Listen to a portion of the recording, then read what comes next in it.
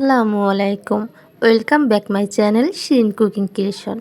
আজ আমি আপনাদের সাথে শেয়ার করব অসময়ের তালের পিঠা। তালের পিঠা তো আমরা সবাই বানাতে পারি, কিন্তু রান্নার কিছু উপকরণের ভিন্নতার কারণে রান্নার স্বাদটা কিন্তু একটু ভিন্ন হয়ে থাকে। এক এক অঞ্চলে এক এক রকমভাবে তালের পিঠা তৈরি করা হয়। আজ আমি কালো জিরা দিয়ে তালের পিঠা তৈরি করে দেখাবো। এর জন্য প্রথমে আমি নিয়ে নিচ্ছি পরিমাণ মতো নারকেল কুড়া। এখানে আপনারা আপনাদের প্রয়োজন এবং পরিমাণ অনুযায়ী নেবেন। এখন নিয়ে নিচ্ছি তালের গোলা। এটা আমি ডিপ ফ্রিজে সংরক্ষণ করে রেখেছিলাম, যখন তখন যাতে আমি তালের পিঠা কিংবা তালের বড়া খেতে পারি। এই তালের গোলা কিন্তু আপনারা খুব ভালোভাবে সংরক্ষণ করলে সারা বছরই খেতে পারেন। এখন আমি দিয়ে দিচ্ছি পরিমাণ মতো চালের গুঁড়া। এখানে এখানে একসাথে খুব বেশি পরিমাণ চালের গুঁড়া ব্যবহার করা যাবে না, অল্প অল্প করে দিয়ে দেখতে হবে, যদি প্রয়োজন হয় তাহলে দিতে হবে।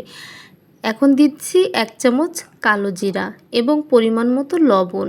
এবার দিয়ে দিচ্ছি স্বাদ মতো চিনি।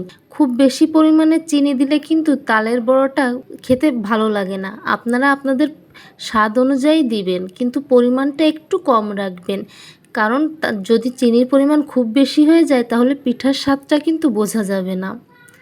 এখন সব কয়টা উপকরণ আমি খুব ভালোভাবে মেখে নিচ্ছি। দেখতে হবে যাতে করে চিনি সহ প্রত্যেকটা উপকরণ খুব ভালোভাবে মিশে যায়।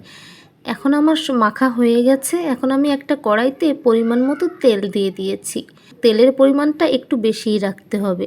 এখন এই যে আমি এরকম সাইজ করে সবগুলো পিঠা দিয়ে দিচ্ছি।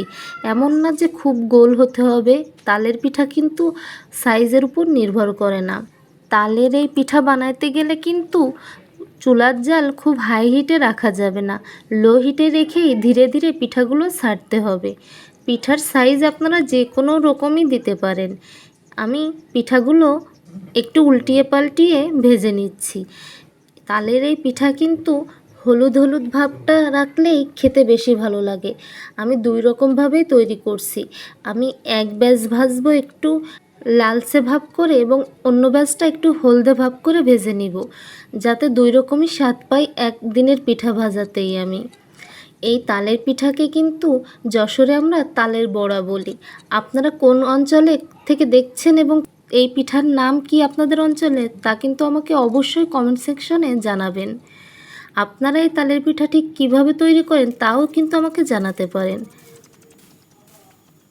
দেখুন আমি এই ব্যাচটা একটু ধীরে ধীরে জালে ভেজে নিব হলদে ভাব করে।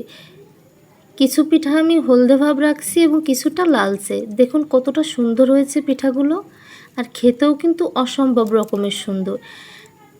ফ্রিজে না রেখেই কিন্তু এই পিঠা আপনারা অনায়াসে 3-4 দিন খেতে পারেন।